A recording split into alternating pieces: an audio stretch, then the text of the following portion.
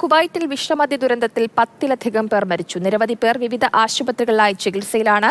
മരിച്ചവരിൽ മലയാളികളുമുണ്ടെന്നാണ് റിപ്പോർട്ട്. സംഭവത്തെക്കുറിച്ച് ആഭ്യന്തര മന്ത്രാലയം സമഗ്ര അന്വേഷണം ആരംഭിച്ചു. സുരേഷ് വെള്ളിമുറ്റത്തിലെ റിപ്പോർട്ട് കാണാം.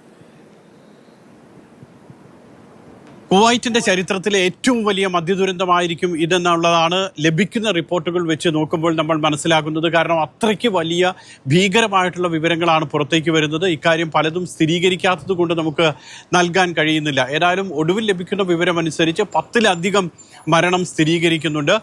ഏതാണ്ട് 40ഓളം പേർ വിവിധ ആശുപത്രികളിലായിട്ട് ചികിത്സയിലും കഴിയുന്നുണ്ട്. അൽ അഹമ്മദിയ ഗവർണറേറ്റിലാണ് ദുരന്തമുണ്ടായത്. കഴിഞ്ഞ 2 ദിവസങ്ങളിലായി ഈ സ്ഥലങ്ങളിൽ നിന്ന് മരണം റിപ്പോർട്ട് ചെയ്യുന്നുണ്ട്. ഇന്നലെയും മരണമുണ്ടായിട്ടുണ്ട്, ഇന്നും മരണമുണ്ടായിട്ടുണ്ട്.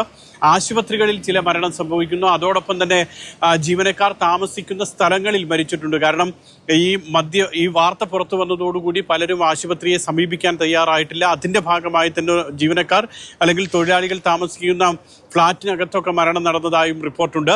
ഏതായാലും ഇപ്പോൾ 10 മരണം, 40 പേർക്ക് പരിക്ക്. ഈ പരിക്കേറ്റിട്ടുള്ള ആളുകളിൽ പലരുടെയും നില അതീവ ഗുരുതരമാണ് എന്ന് പറയുന്നുണ്ട്.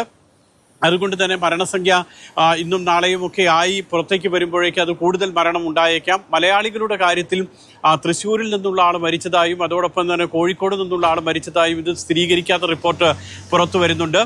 ലക്നൌവിൽ നിന്നുള്ള ആൾ മരിച്ചിട്ടുണ്ട്. ആന്ധ്രാപ്രദേശ്, തമിഴ്നാട്, തെലങ്കാന ഇവിടെ നിന്നൊക്കെയുള്ള ആളുകൾ, കൂടുതൽ ഇന്ത്യക്കാരാണ് ദുരന്തത്തിന് ഇരയായിട്ടുള്ളത്. ഏതായാലും 3 ആശുപത്രികളിലായിട്ടാണ് ഇപ്പോൾ ഈ ആളുകൾ ചികിത്സയിൽ, കുഴഞ്ഞു വീണിട്ടുള്ള ആളുകൾ ചികിത്സയിൽ കഴിയുന്നത്. അദ്നാൻ ആശുപത്രിയിലുണ്ട്, അതോടൊപ്പം തന്നെ ഫർവാനിയ തുടങ്ങിയിട്ടുള്ള ആശുപത്രികളിലൊക്കെ ആളുകൾ കഴിയുന്നതായി റിപ്പോർട്ടുണ്ട്.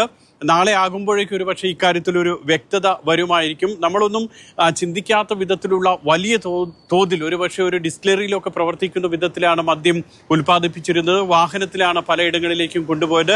അതുകൊണ്ട് തന്നെ പലയിടങ്ങളിലായിട്ടാണ് ഈ ആളുകൾ മരിച്ചു വീഴുകയോ ആശുപത്രിയിൽ പോകുകയോ ഒക്കെ ചെയ്തിട്ടുള്ളത്. സംഭവത്തെക്കുറിച്ച് ഗുരുതരമായിട്ടുള്ള അന്വേഷണം ആരംഭിച്ചതായി ആഭ്യന്തര മന്ത്രാലയം വ്യക്തമാക്കുന്നുമുണ്ട്.